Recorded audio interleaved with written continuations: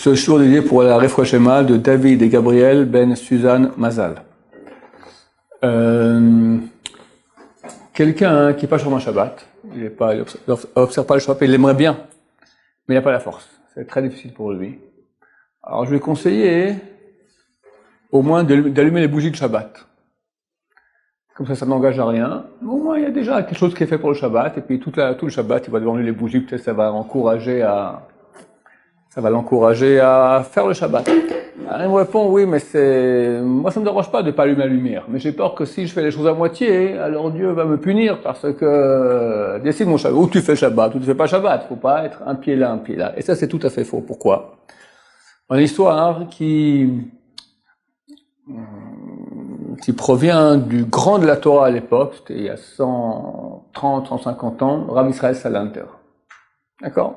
Un grand géant de Torah, qui habitait en Allemagne, et il y avait un port au nord de l'Allemagne, Hambourg, où il y avait une grande communauté juive, mais là-bas, les bateaux arrivaient aussi le Shabbat, et les juifs travaillaient au port.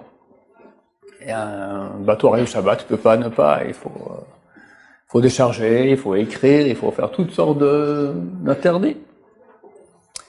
Alors, il était là-bas. D'ailleurs, sachez que ce rabbin qui était un des grands Torah est venu à Paris. Il est resté quelques années à Paris. Il a essayé de faire tchouva un peu aux Parisiens de l'époque, on parle il y a 150 ans. Et il a dit qu'il y a beaucoup de crainte de Dieu à Paris. C'est-à-dire que tous ceux qui vont là-bas, quand il repart, il a laissé toute la crainte de Dieu là-bas. Il repart sans crainte de Dieu. Tout est resté à Paris. Déjà, à l'époque, c'était une ville qui est difficile. Jusqu'à ce que soit arrivé, Baruch Hashem, la génération que nous vivons, où il y a beaucoup de Baal Tchouva, et que Dieu les multiplie. Amen. Même à Paris. Pourri. Paris. Alors, il est allé à Hambourg. Et à la synagogue, on lui demande de parler. Grande génération. Et donc, est-ce qu'il y a des gens qui sont pas de Hambourg ici? Alors, il y en a oui, moi je suis venu d'une autre ville. Bon, je parlerai la semaine prochaine. Semaine prochaine, on lui demande ce que vous parlez, il pose de nouveau la question, et là il s'avère que vraiment tous sont de Hambourg. Alors, il monte sur l'estrade et il leur dit comme ça, il leur dit écoutez, je comprends que vous pouvez pas être chômeur Shabbat, il y a les bateaux qui viennent le Shabbat, au port, etc. On peut pas, faut bien que quelqu'un s'occupe, mais j'ai regardé par mes 39 travaux du Shabbat, il y en a un que vous n'êtes pas obligé de transgresser. C'est celui de Hashochet, égorger. Pas le droit d'égorger un animal Shabbat. Ça inclut aussi se faire saigner. D'accord? Vous pouvez ne pas vous faire saigner pendant un Shabbat. Alors on prend, nous, toute la communauté. Je veux pas qu'il y ait des gens de l'extérieur qui entendent que la génération vous autorise à faire 38 travaux de Shabbat, et on prend sur nous un seul. Après, il va dire ça dans une autre ville, et les gens vont se dire, bon, bah, alors, on peut faire ce qu'on veut.